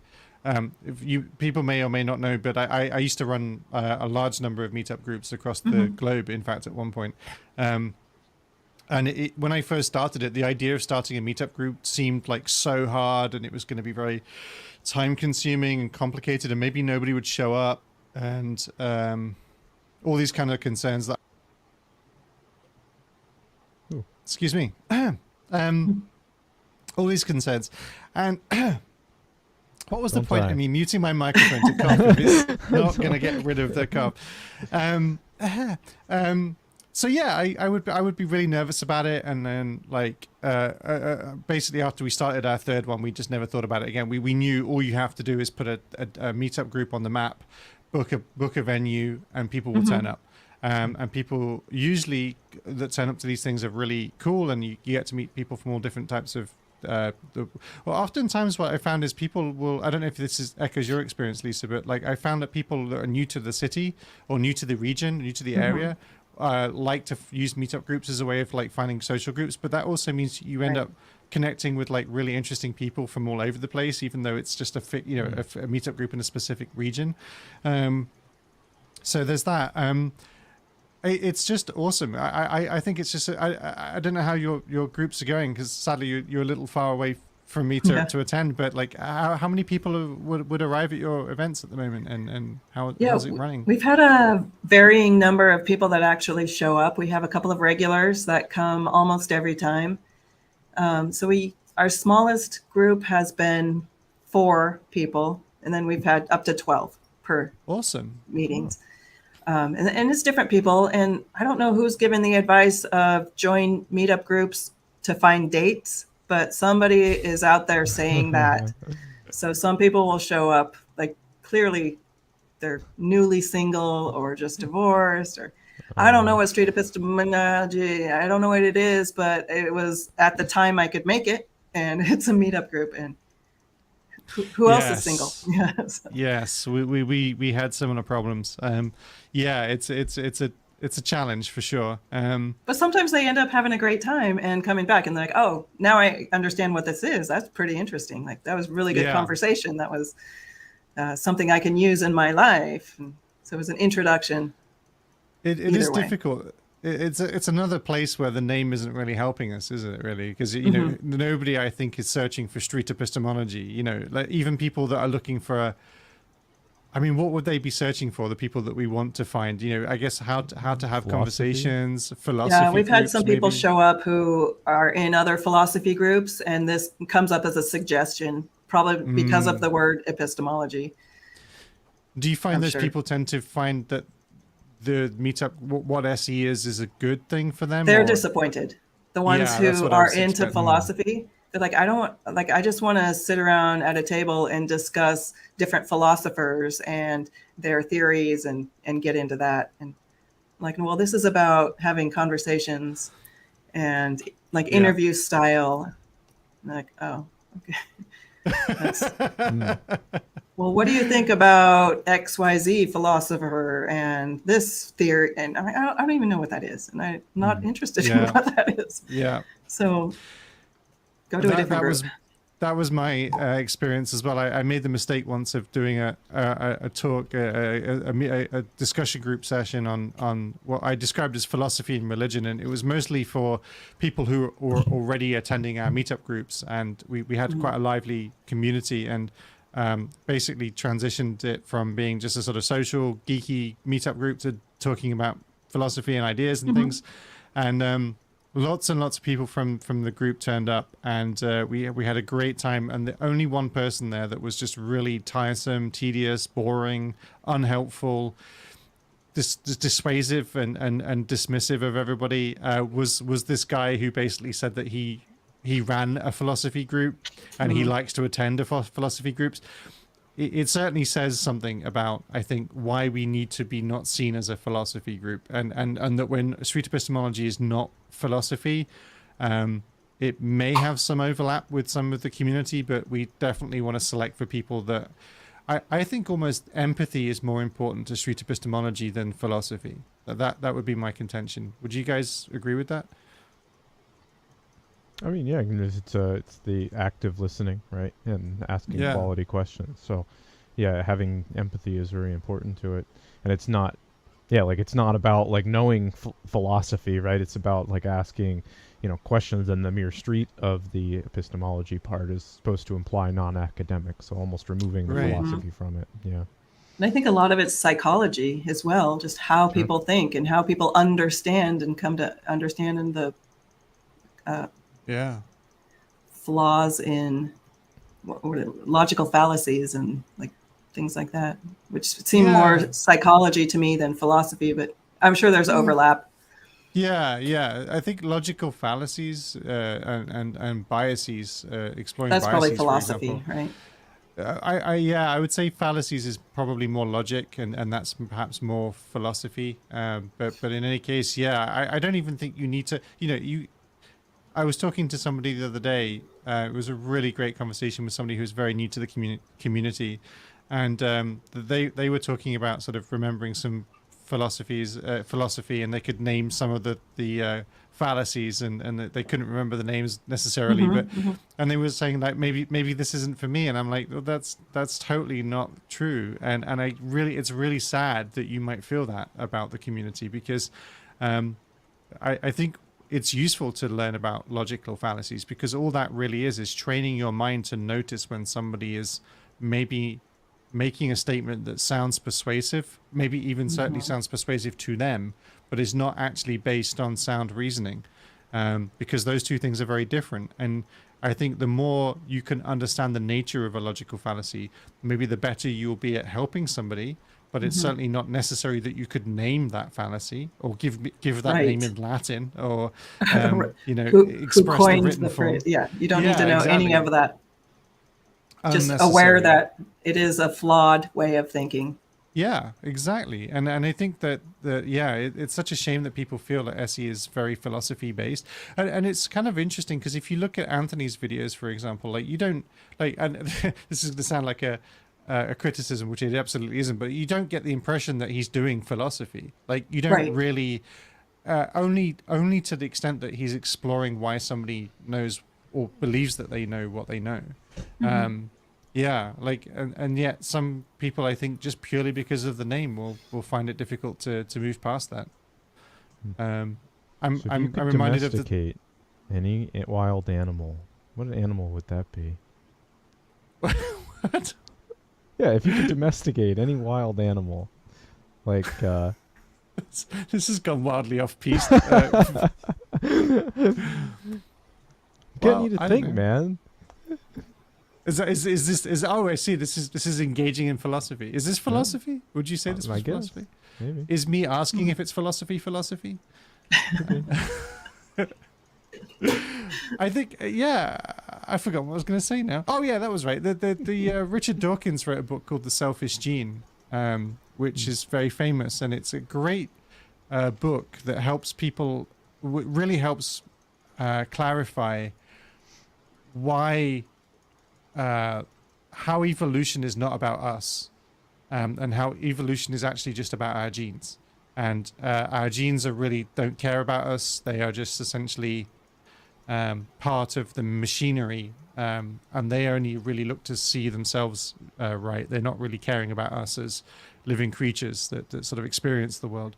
And it's a really useful perspective to understand. And he wrote this book, The Selfish Gene, to sort of explore and explain this idea. But of course, many people only read the title. And in his subsequent editions of The Selfish Gene, there's a complaint that he has. There we go. Thank you, Gigi. The Selfish Gene. There's in later editions of The Selfish Gene, he describes how there are so many people writing him crappy letters, complaining that they're not selfish, and so why did he have the right to create a book that would be telling them that they're selfish, and that maybe they don't have the selfish gene? And it's like, clearly You're not the getting the title, point. people don't get past the title, and I think that that's a real challenge, right? And I think SE has that problem as well. Yeah, definitely. Cool. All right. Yeah. So yeah, I don't know, that got wandery, but yeah, Meetup Groups. How to start it? Just do it. Like meetup.com. Like, it's just a So easy. subscription-based service. It's very easy. Yeah. It's not particularly expensive, I don't think, for a subscription. It's free. Oh yeah. yes, you can start for free. That's true. Yeah. Zero even cost. easier. Yeah. It gets more expensive, I think, as your group size gets bigger. I think so. If you, If you depending have on how a big pro you get, account, I think you have to pay for it. yeah. Yeah, that's right. But you can start for absolutely no money whatsoever. And I promise you, just by starting it, people will find you. It is a sort of field of dreams sort of mindset. If you build it, they will come. They may be looking for a date, so bear that in mind. That's great advice. Be on the lookout for that. But honestly, people will find you, and if you promote it and people come along, and even as you say, I like that. Those might be turning up looking for a date and leave with a thoroughly interesting set of tools to explore other people's epistemological positions. We've had one guy come back several times because he's like, I thought there would be more women here, but it's not. But also, I really enjoy having these conversations. So yeah, Salt Oh, Lake there's City. your yeah, Meetup Beautiful. there's Read Epistemology, Salt Lake City. How many? 106 members. Oh, organized by Reed. How wonderful. Growing. Yeah. Organized by Reed. That man does like And to two organize others. stuff. Yeah. And there is He a does like- meeting tomorrow. So Oh, awesome. if anybody's Yeah. watching live in Salt Lake City, go tomorrow. Be there or be square. Yeah, I won't be there. I'm out of town. But Okay, well, you'll be square then. That's fair enough. Yeah, We've I'm established the square. rules, Lisa. I'm sorry. We have to live by them at this point. but even if nobody shows up, I was like, I don't really care if people show up or not. Like, I bring work and a book and other things to do. Like, Yeah. I'm not it's not about me. Like, sometimes I'm assuming I'm going to go there and nobody's going to show up. Like, I've accepted that as a possibility. Yeah. And I'm not offended at all. So, I mean, people have lives, and It takes time for these things to grow, I think, a little bit. And that hasn't and- happened yet, but yeah. Yeah. But I think you're doing a great job. I mean, you've got future meetups. So one thing I thoroughly recommend to anybody doing this is make sure you've got a regular time and a regular venue as much as possible. It's not always super easy, but if you can get to a regular venue and a regular time, and you mentioned the coffee shops, there are so many places and spaces out there that will be happy to host your party for free. Restaurants have meeting rooms. Pubs, bars, coffee shops, libraries, all kinds of different places. University campuses. Yeah, university campuses often have places you can go if you can explain to them politely what you're doing. They can support you, and so you'll often find that some of the events will be asking for money, but if you go to the for example, pubs that serve food and drinks, they will just be happy to make a space available to you on the basis that you'll probably be buying drinks and food from them. So there's that to consider. So don't worry about the venues. You can always find venues. Regular events, as I say, really important to try to keep it on the same time, same day. Whether it's once a month is fine. Once a week, great. I mean, this is what works for my schedule, so that's what works for me, and I'm the one planning it, so I get to do that. And that's a good thing about starting your own group. Yeah, so these are, and if I do a park meetup, I'll post it a couple of days in advance. Right. So I kind of like to do that because I don't know what the weather is going to be in Utah. It's not been great still. So I'll do that a couple of days, and just so it's short notice, but people still show up. So even if it's in the middle of the day, there's always a couple people. So yeah, definitely have a regular event, and then, as you say, like supplement it with things that you're maybe also able to do as and when.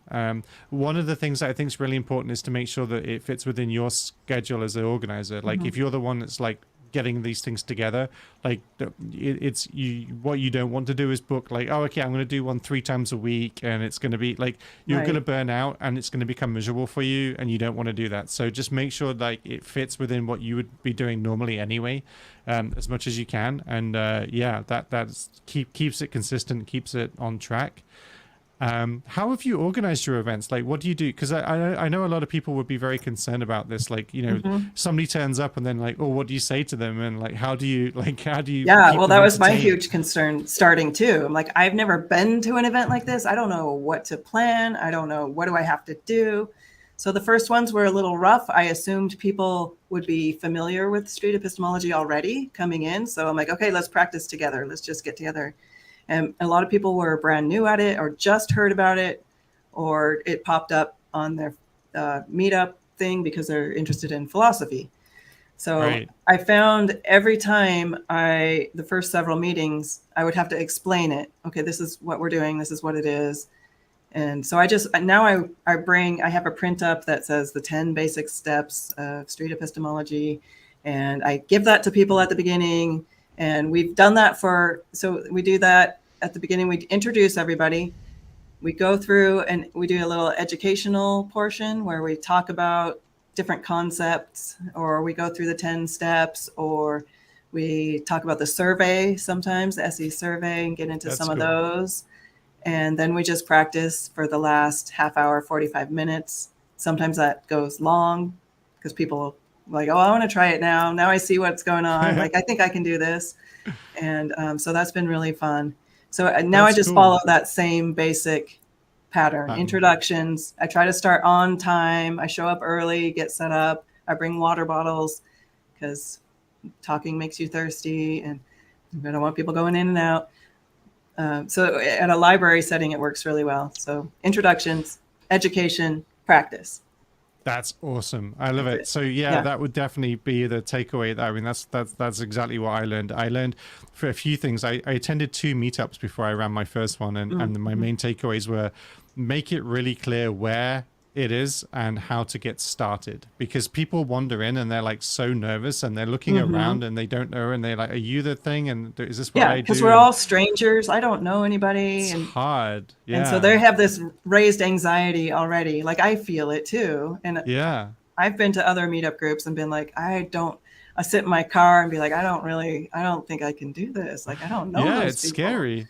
It's awkward. Scary. I don't know what to say. What if they don't like me? Like the whole list of social and then anxiety. if you do get out the car and attend, you come out thinking, oh, that was great. That was I'm really so good glad fun. I went to that. I'm so glad I got out the car. But yeah, I totally hear you. And like, so there's always that guy like walking by, like checking it out, like this, because I put a sign on the door that says Street Epistemology meeting. So I'm like, hey, are you here for the meeting? And so I always try to be really welcoming, really friendly, and like, hey, I'm Lisa, come on in. You know, that's awesome. I messaged you just to like break the ice and be like, yeah, we're all new. Just have a seat. Let's figure it out. Gotcha. So that does help. We used to when we ran our events, we used to do what I used to call my intro speech, which was basically I just stand up in front of everybody and say, hi, I'm Will. So you know at least one person here, and then like tell them what we were going to do this week, what we're about, what the group does, and just like make sure that there's at least a clear understanding of that. And it helps to start the event as well. Otherwise it's sort of a nebulous sort of thing. So I love the idea of handing the sheet, because I think that's like another really great way of doing that. Like having at least someone say, oh, you're new, that's cool, this is what you need to know about what we're doing. And like we also used to make sure that we had what we called front of house. So we had like a few people basically at the entranceway when people would walk in, and they would always say like, okay, they would check to make sure they were here for the event, and their name was on the list. And they would do exactly that. They would say, are you new? If you were new, they would basically help introduce you to another group of people, right? And stop that horrible feeling of just show them where to sit, where to how this works. It makes such a huge difference, because people just feel so much more relaxed once they realize that now it's in your hands, that you can help them through, and like they don't have to worry about it. And I think that makes a massive difference. I think organizing these things is like, it takes a little bit of practice, but like I think it really pays dividends. I think if you can do those things, greet people, make sure they understand the rules and how it works and what's going on and why we're here. And then make sure people feel like they and having a structure, I think, as well. It takes a lot of that pressure off initially. Oh my God. Having a structure helps you as the organizer not have to panic about what do we do next, or like what are they bored? Like you know what to expect. They know what to expect. Schedule, an agenda. And be organized. I wasn't organized at first, so now sticking to the schedule is much better. That's awesome. Gina asks if I have a handout example. And I do. I can post that somewhere. It's just, I took straight from the Street Epistemology website, the 10 basic steps. I printed them out. I wrote it out, and I put space in between each one. And I have pens out on the table if people want to take notes. That's awesome. And it's just literally straight from the website. I don't think I changed any of the wording at all, but I can put a link to a PDF if anyone wants to just print those up and use them for their meetup. That's amazing. I really think I'm really looking forward to hearing what happens when more of the meetup group organizers like get together and start sharing resources. That's another meeting that's coming. Meeting about meetings. These are solved problems, and like everybody's going to be solving them to different levels of degree. And so like if you can steal like something and they can steal something from you, and like everybody gets better, that's awesome. So yeah, I know there's a new channel on the Street Epistemology Discord server for event creators, I think it's called. I do urge anybody that's thinking about starting an SE group to go and check that out and take a look at the get involved in the community and help share those resources, because I think that would be a great thing to do, to see more people doing it in the real world. Because live is definitely different than doing an online space. Like it's a completely different dynamic, different expectations, different involvement. You were going to say something. I interrupted again. Oh, no. You said hopefully. Oh, no. Sorry. I said I was going to say hopefully there'll be better representations. You know, we could, if people are coming into the meetup spaces, you'll see different types of people being there, and hopefully we can get some more like examples of people, you know, doing SE and all over the world. I think that would be just awesome to see. So I'm a huge fan. For sure. Fantastic. Awesome. Right. Cool. Sushi. I'm so sorry, buddy. This has been the Lisa show. You know what happens? The Lisa show. Thanks for coming today. I'm just here to be colorful. That's it. You are so colorful today. If that's your only job, I can say you've knocked it out of the park, my friend. It's awesome. congrats on the colorfulness. Thank you. Awesome. So if anybody in chat has any questions, I don't know, Gina, if we had any questions from anybody that you pulled out. I've really not been paying attention to chat as I hoped. But if anybody has any questions about SE or any of the subjects that we've covered today or anything at all about SE, feel free to post them in chat. If you want to make sure they're super highlighted, you can @InspireReflection or @DeviantRobot, depending on where you are. This one immediately struck me. If sushi goes make daisy sashimi. Obviously. I am so gutted I did not spot that in context. I don't know if that would make him sashimi, but maybe. I'm not sure. Make it sushi. Because sushi's the roll, right? And the sushimi is just the raw fish. So sashimi is just raw anything. I think it's just raw food. I think you can have they all kinds of different meats will be sashimi, or they'll have a bowl of boiling water and they'll just sort of drip the meat into the boiling water for like 2 seconds and that will hopefully be enough. Yes. The real question is, if I take my shirt off, is there rice underneath? That's a horrifying mental question image. of the day. That's the question of the day. That's where finally we're getting to the hard subjects of SE. Is sushi basically made of rice? Excellent. Awesome. So we did have some community. Oh wait, what's that? We've got crab meat can be sashimi. I think. Oh, interesting. Yeah. I don't know if I would trust not cooked crab meat. That might sound like a scary thing. Feeders? Yeah. Yeah, there's all kinds of scary things in that space for sure. Cool. So we did have some community news. So again, if anybody has any questions, feel free to post them. If we don't get any, we will just roll out. But it's all good. But before we do questions and before we end today, we just wanted to call out a few things in the community. So we've had some community videos come up since we last did the show. Firstly, I'm going to plug my own video. A little video with Anthony. Did you guys see that? Obviously, you haven't seen it, but you have to pretend you've seen it. You have seen it. It's on my playlist. It's on your playlist. Fail. It's coming. It was a delight. It was a delight. Yeah, I think I really enjoyed it. Like, it was actually the second time I tried to interview Anthony. The first time we did it, like there was really bad audio problems. There were two things. There were really bad audio problems, like all the way through the video, like a really horrible like sound, like all the way through. And it wasn't constant. It was just like it kept happening. So it was like, and every time I thought maybe it will calm down, no, it didn't. It carried on. I do not know what caused it. It was horrifying to listen to. And it really annoyed me because I really enjoyed the conversation. However, the one saving grace was there was a question that I asked him right at the very beginning, which I completely misrepresented, which is this idea of the Peter principle. I've heard it called the Peter principle, but I don't know why it's called the Peter principle. I've never heard of that. I've always heard it expressed as a military expression, which is promotion to the level of ignorance, which means if you're a really good soldier, you get promoted and you suddenly find that you're being a sergeant. And if you're a really good sergeant, you become a squad leader. If you're a really good squad leader, you become a captain or something, and you keep getting promoted. I'm showing my massive ignorance of military rank here, but anyway, you keep getting promoted until you're not good at the thing. And then once you've demonstrated that you're not good at the thing, then you don't get promoted anymore and you stay at the thing you're not good at, which is a really odd problem with hierarchical promotion mechanics.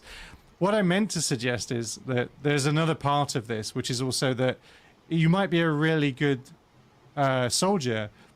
You might not want to become a squad leader, for example. That's a very different type of a job, right? And you might not, it's not just that you might not be good at it, but you might not also want to do that because you're now doing something other than the thing you were good at and that you wanted to do in the first place, which is kind of the point I was trying to make very badly.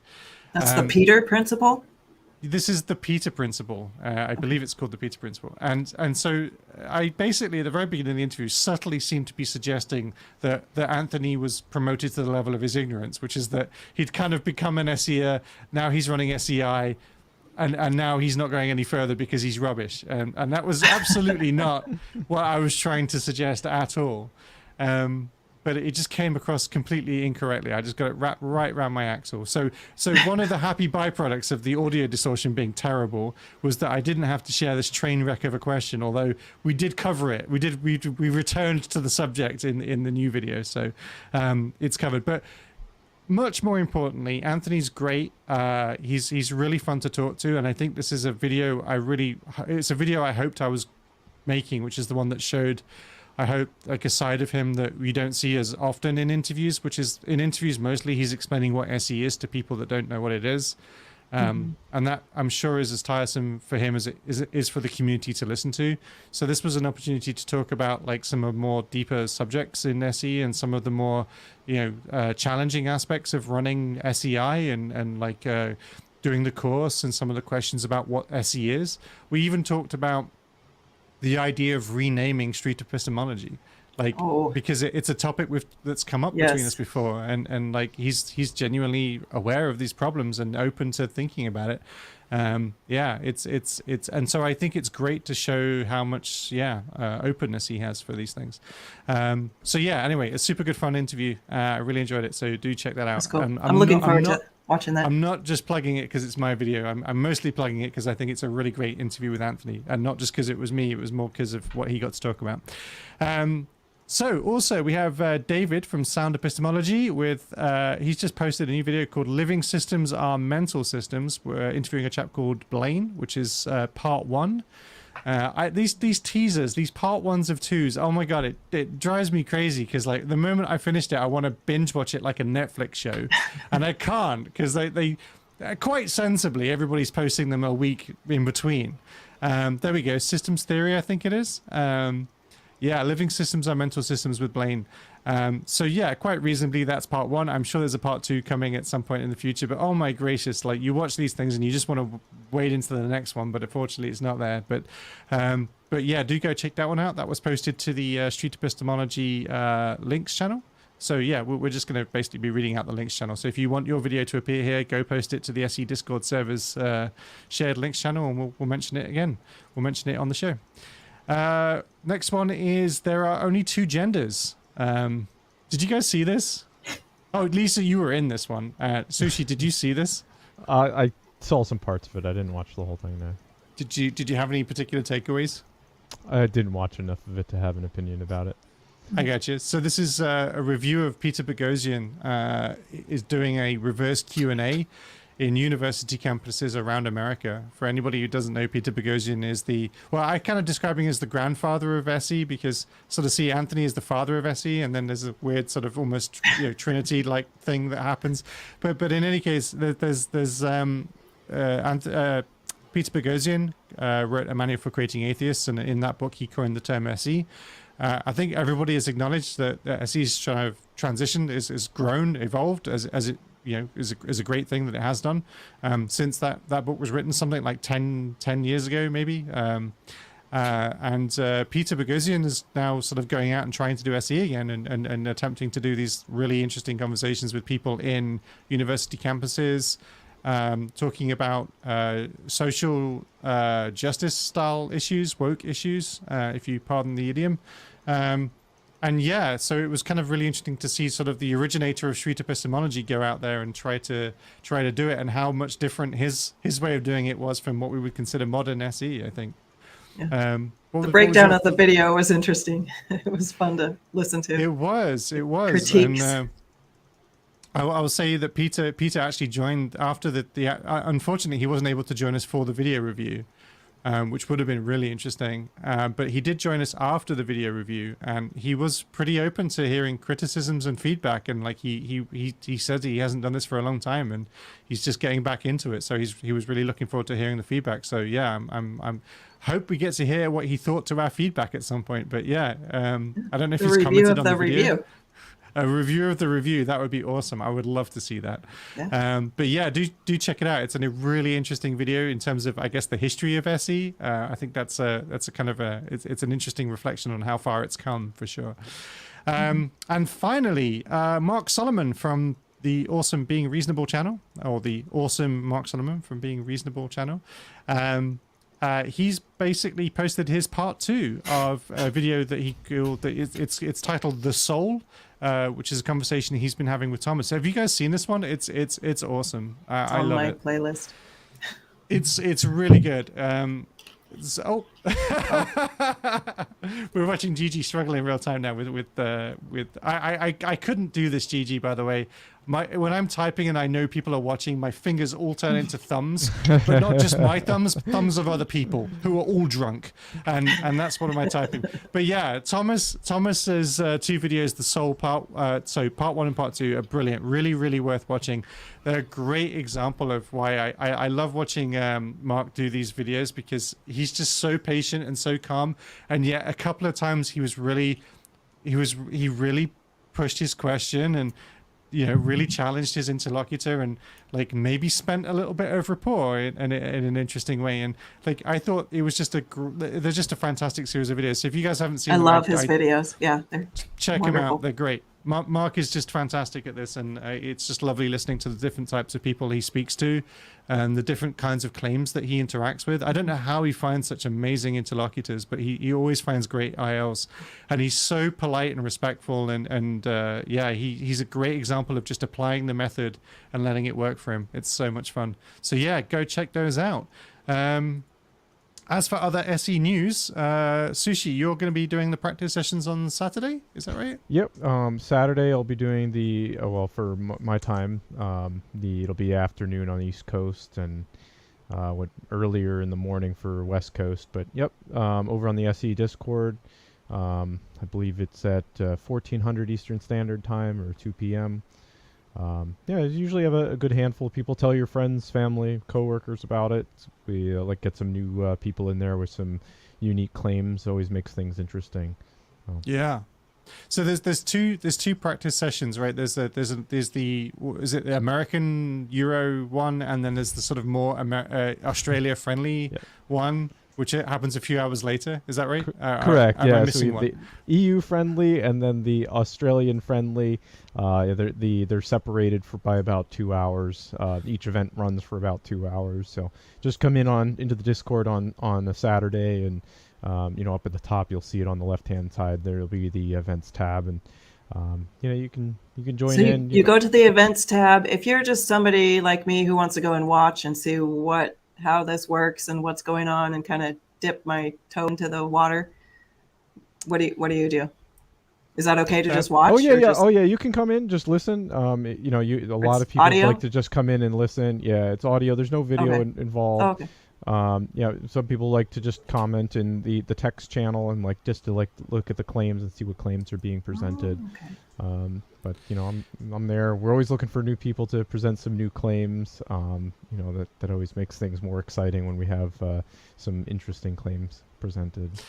For sure. Yeah, totally. I wanted to mention this because I think this is a really good point. I was talking to somebody else recently about, who's again new to the community, and they were sort of expressing their concern with being publicly on microphone and with strangers, and that's intimidating. It genuinely is. And apart from just assuring this person and indeed anybody else that the SE community tends to be, certainly we can't make any guarantees, but we tend to be fairly lovely people, and genuinely try to be charitable in our interpretations of each other. The thing you could do if you're not sure about whether you want to interact with people is you can always join a chat room and mute your microphone and just never speak. It is not an uncommon behavior on the SE server, on the SE Discord server, just to join any room, mute your microphone, and just not speak. And people will either assume that you're just there to listen, or that you're otherwise unable to speak for whatever reason. They might say hi to you, they might ask you a question if they know you, but if you don't respond, they will just move on, and they will happily continue the conversation with you in the room. And that's a great way, I think, of introducing, getting used to the kind of what the topics are, hearing how it feels to be in the conversation on the SE server, before necessarily feeling like you have to jump in and start contributing. So that's I good would to know, recommend that. because I've always been nervous about clicking on those, because I'm like, am I going to show up on screen and be surprised and everyone will expect something? I think it's important to recognize the two, with the SE server, charitability is one of the rules. So don't be afraid to talk. You're going to have your opportunity to say your words, and people are encouraged to reflect on them honestly and give you charitability as well. So don't hesitate if you are nervous.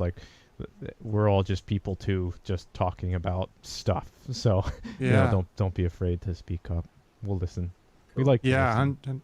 100%. And yeah, so that's certainly true of the practice sessions. It's certainly true of any of the conversations that you're in. And if anybody feels, for example, that somebody is not being charitable and is being hostile or aggressive, like the mods on the SE server are superheroes. They are so good at dealing with things. It can be a difficult server to mod, and they do a great job. So yeah, do not be shy about like going into the I think there's like a thing at the top somewhere. Thanks, Gigi. There's a thing at the top somewhere on the server to say like raise a concern, help desk and support. Server desk? I think it's server desk. There you go. There we go. Oh. Create support ticket if there's an issue. Create a support ticket. That's right. So if you have a problem with anybody interacting with you uncharitably or discourteously, you can create a support ticket and raise it and just let the moderators know. It only goes to the moderators, and they are super good at keeping an eye on people and making sure the community stays safe and friendly and charitable. But yeah, like I definitely would recommend just turn up. You don't have to say anything. Mute your microphone. Just listen. It's a great way to get started. Oh yeah, we're going to find the charitable interpretation rule. Here we go. Somewhere in there. I wonder where it is. It's in there somewhere. You got this, Gigi. But yeah, no, it's great. I think it's yeah, definitely a great place to start. Treat others gently and with dignity and respect. Yes, there's some great rules in that server. So one question that sort of, I think this is a question, but it's certainly a query, is Rick Henneveld. Am I reading? I'm so sorry. I'm terrible at reading people's names. I shouldn't be doing a live show like this. Says, I'm interested if someone did SE meetups in prison. I think that's a really interesting question. I know, I don't know. Do you guys have any thoughts on SE in prisons? Like, have you had any experiences with this or thoughts on this? I wouldn't even know where to begin. I mean, it certainly would be interesting. I wouldn't know where to begin. They're just people. Right. Yeah, Captive people, audience. Right? Yeah. I'm going to Folsom Prison tomorrow to the museum there. So oh, wow, interesting. maybe I'll do an interview in prison from prison. I just think that captive audience pun should not have been let go quite so quickly as it was. There needs to be punishments for such things. Yeah, so I know that Peter Bugosian's A Manual for Creating Atheists, when he came up with some of the foundation, essentially, that became the foundation of SE, he talked about things that were being methods of conversation that were specifically being used in prisons. And I actually believe that Peter Bugosian has spent time doing prisoner interviews, or in A Manual for Creating Atheists, he talks about the fact that he spent time talking to prisoners, especially. So SE has certainly got roots in the prison communities. And I think kind of, yeah, I would imagine that SE in prison spaces is probably logistically not easy, but if it could be done, I think it would be hugely rewarding and valuable. I think it's a great place where SE might be really able to help some people think about things differently and maybe see things from a more empathetic standpoint. Yeah, that's great. Gina says it was mentioned in How to Have Impossible Conversations. Awesome. Yeah. Yeah, So that's also by Peter Bugosian. But yeah, that's great. Yeah, I don't know. SE in prisons, I think that could be a really cool thing. Awesome. Does anybody have anything? Well, before we go, first of all, as we're wrapping up the show, it becomes increasingly necessary to build to a big ending. So,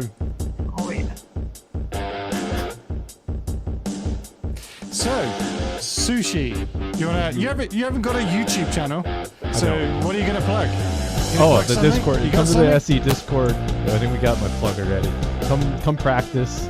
Bring your friends. You convinced me to try out the SE Discord. Oh, it's delightful. We would love to have you there. I've never done it before. Oh, I've gone from slightly agree to gonna do it now. Awesome. That's cool. Fantastic. One person at a time. We're getting them in. Get them through the door. So Lisa, Road to Reflection, what are you going to plug? The Road to Reflection, there's some good videos coming up, and I'm going to post them in the next week or two. I have to learn how to do video editing, and I've been putting that off. Yeah, I think that's a good topic for one time. Like how to do the video editing, how to do the video making. Because I have that some would be good. videos, I have some things that they just need some attention and some love to be given, and some massaging. There's some really fun, simple tricks that you can do to make video editing much easier, much more fun. Oh, is the rock ended? My advice for video editing is try not to do it. Try not to do it. It's good Yes, advice for video minimize editing. the amount of editing that you need to do. Well, that's the good thing about live streams, right? There's Yes. Right. No, This is no done. editing necessary. I walk away. Done. It's done. It's live. I love it. Awesome. I can turn party mode on. Are you gonna? Oh. Yeah. It's the police! Love it. Light switch, rave! Fantastic. Well, for all of those reliving their Pokemon seizure fever dreams, thanks very much for watching, everybody. It has been super good fun. I've really enjoyed it. Thanks, Will. It's been fantastic. Yeah, thank you. This is our Appreciate second ever Inspire Reflection Live, and we don't know what we're doing, but whatever, we're going to keep doing it. So check back next week for more of this nonsense, and we'll all be on a different platform, so keep paying attention. We're going to make up a new platform. We're not going to stick on the same platform for more than one stream. That's the new rule. The new rule is new stream, new platform. That's what we're going to do. So check that out. And check out the Discord server and all the other things. But until then, ladies and gentlemen, goodbye! Bye.